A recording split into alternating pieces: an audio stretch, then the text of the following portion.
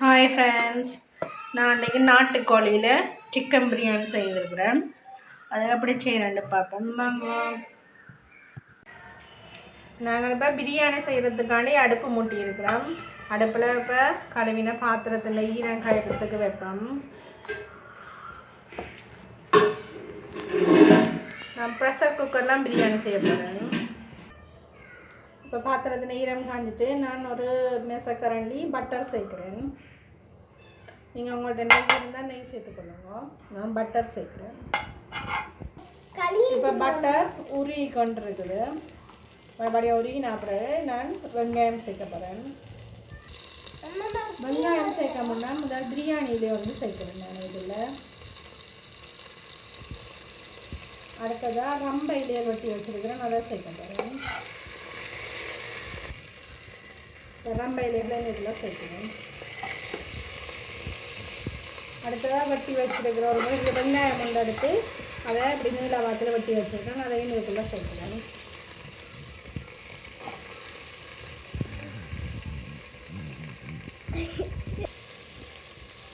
இப்போ இது வதங்குற இடையில் நான் கறி மிளகாய் ஒன்றும் தக்காளி பழம் ஒன்றும் சின்ன சின்ன வட்டி வச்சுருக்கேன். அதையும் இப்போ இதுக்குள்ளே சேர்க்குறேன். எல்லாத்தையும் ஒன்றா வதக்குறோம். தக்காளி பழத்தின் பச்சை வாசனை போகணும், அது ஒரு வதக்குறோம்.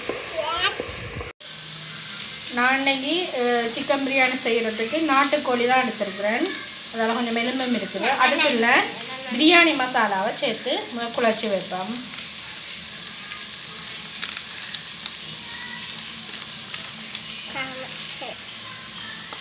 மசாலாவை எல்லா இறைச்சியும் படக்கூடிய மாதிரி பிரட்டி விடுவோம்.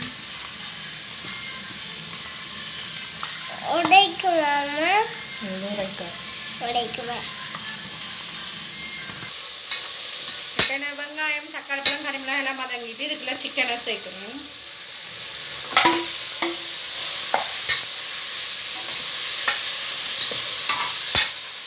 குழச்சி விட்டுட்டு அப்போ இதுக்குள்ள தேங்காய் பாலம் சேர்த்து நான் சம்பா அரிசியெலாம் இன்னைக்கு பிரியாணி செய்யணும். அதையும் சேர்த்துக்கணும். சம்பா அரிசியும் ஒரு கப் எடுத்து கழுவி வச்சுருக்கிறேன். அதையும் இதுக்குள்ளே சேர்த்து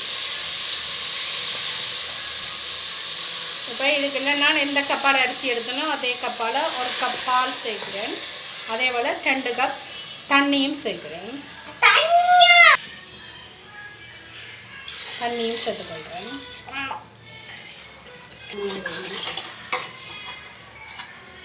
ஒரு 2 கப் தண்ணியும் ஒரு கப் பாலும் சேர்த்துக்கிறேன். அதே தேங்காய் பால் தண்ணி எந்த கப்பால் சேர்த்துனோ அதே கப்பால் அரிசி எடுத்துனேன். நான் ஒரு கப் அரிசி எடுத்துனேன். இப்போ இதுக்கு தேவையான அளவு உப்பு சேர்த்துக்கொள்ளுவோம். சுவைக்கேற்ப நீங்கள் சேர்த்துக்கொள்ளுங்க உப்பை. இப்போ உப்பு சேர்த்துக்கொள்கிறேன். போடுங்க உங்களுக்கு.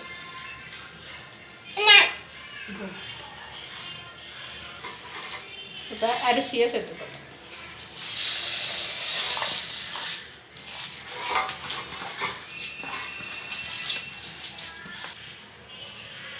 இப்போ மூடி விடும்.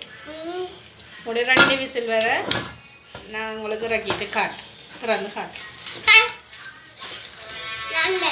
விசில போடு.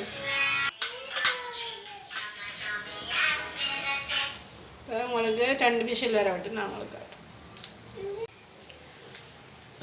இப்போ நான் 2 விசில் வந்துட்டு திறந்து கொடுக்க பார்ப்போம். சூப்பர் வாசம் வருது. ஸோ அவிஞ்சிட்டோன்னு இருக்க பார்ப்போம்.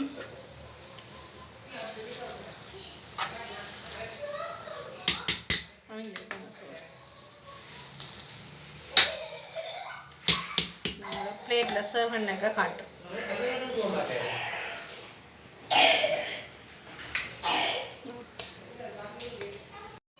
இப்போ பிரியாணியை நாங்கள் சர்வ் பண்ண போகிறோம்.